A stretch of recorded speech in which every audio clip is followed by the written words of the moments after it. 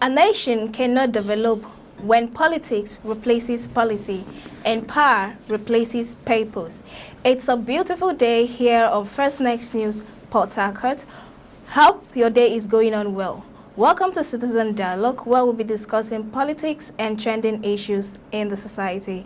Joining me on set to have this conversation is Kings Ojalo, and I remain your amazing host, Cassie Tony. Do stay back and enjoy the rest of the show.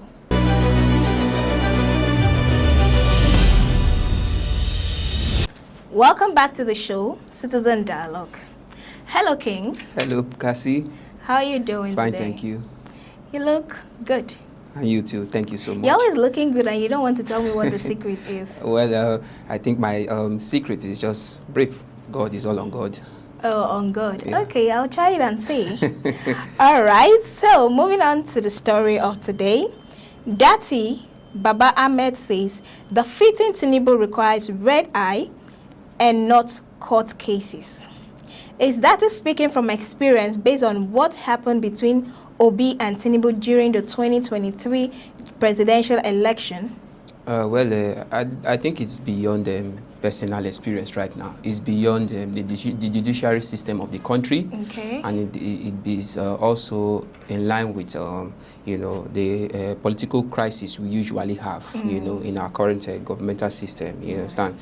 Now, fast track 2023 between him and his candidate when they were together in the Labour Party. I'm talking about the life of Peter Obi and him as well. You could remember that he was his vice, you understand. So crucial allegation that rose in prior to that election, we all witnesses, whereby, court case here and there, trying to bring out the actual results, which they claim, it was forged, allegedly, and thereabout. So definitely, I think, one, from experience, just as you said, and secondly, the failed judiciary system that, that has been driving the country right from time. If a country has a working judiciary system, definitely we will always get actual proceedings from every elections that has been organized in a certain country. Now, looking at his statement, you need red eyes. Okay. Yes, he is letting you know that, look. All right, sorry to digress. Okay. What does it mean by red eye? Thank you. It means you have to go beyond the judiciary. Okay. You understand? The judiciary, trying to take your case to court. He's telling you that, look, court case will not help, because the APC, that is the opposition, the ruling party rather, they are up to so many tasks. Just like you told Peter Obi. Exactly, they are up to so many tasks. So, it's from his own point of view as well, he's looking beyond, them going to a ballot box, doing the proper election. There are, nowadays in Nigeria, before you could win an election, you do beyond what the constitution say, and that is what has really made this put the country this way. Those who are not eligible, start to go in power, find themselves there with some propagandas, allegedly, you understand. So I think that is what is trying to let the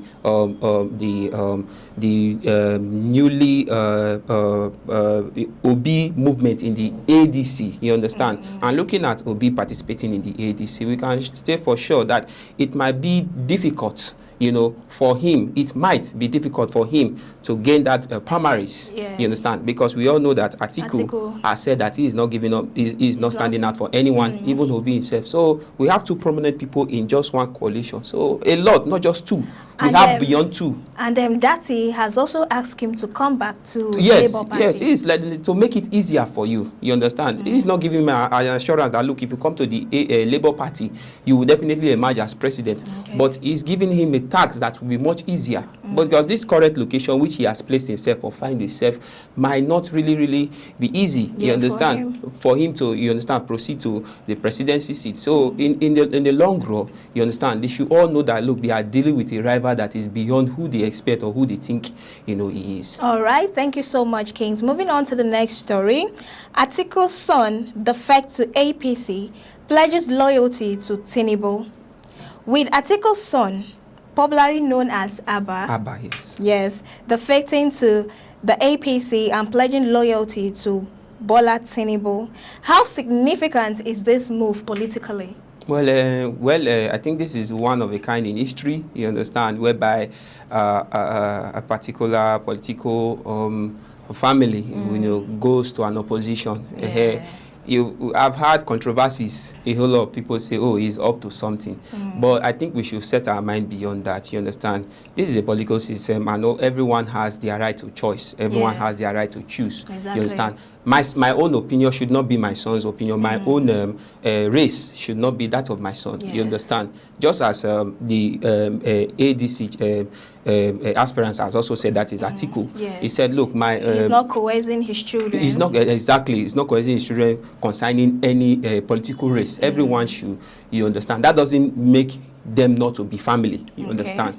So it's if for the fact that the Abba has made his own decision. I think it's up to him. Yes, the tax it belongs to him. So, and for the fact that the father, that is the life of Atiku Abubakar himself, has not really emphasized much on that aspect. So I think to me, I see it as a good move.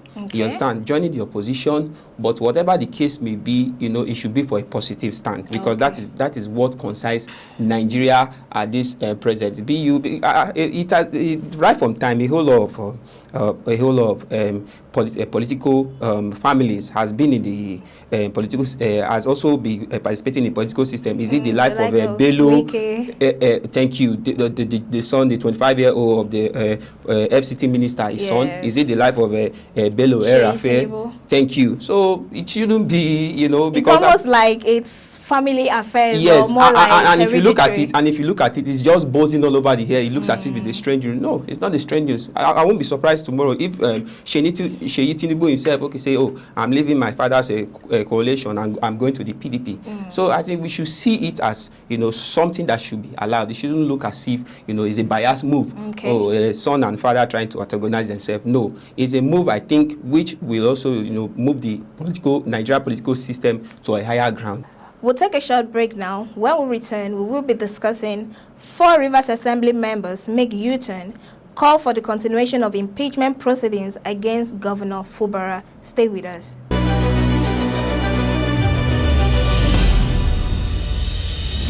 Welcome back to the show, Citizen Dialogue. I told you when we return, we'll be discussing 4 Rivers Assembly members make U-turn, call for the continuation of impeachment proceedings against Fubara. So, over to you, Kings. Yeah. What do you have to say about this? Well, I think most of these speakers are beginning to realize, their excess move trying to impeach the sitting governor, you understand, without strong delegations or accusation thereabout, you understand. It's still up to the speaker himself, who is still on the vouch that the governor should be impeached, you understand. For whatever reasons, most citizens are unaware about, you understand, whether be it an agreement or whatever. So, but on the long run, I think the speakers of the House of Assembly, as the speakers of House of Assembly, should, reopen a dialogue and also look at his administration on what the people are benefiting from it, because that is the most important thing. You understand? Everything concerns it is on the people. It comes down to the people, because without the people, who should be ruled? That is one of the questions they should ask themselves. And even if he is being impeached, who is the prominent person for the seat? You understand? So I think this speaker should also have a reconsideration on the move they are making, so that it does not fall back to the system and cause mayhem or chaos in the political affairs of River State. You understand? So I think they definitely, these speakers, most especially those who have made a U-turn, just as you said, are beginning to have a rethink, and also every other member should follow suit on bringing calmness to that political aspect. Okay, thank you so much, Kings, for joining us. We've come to the end of the show, Citizen Dialogue, on First Night News Port Harcourt. To you, our amazing viewers, thank you for watching. Thank you for staying tuned. Thank you for staying informed. I remain your amazing host, Kasitoni. It's a bye for now.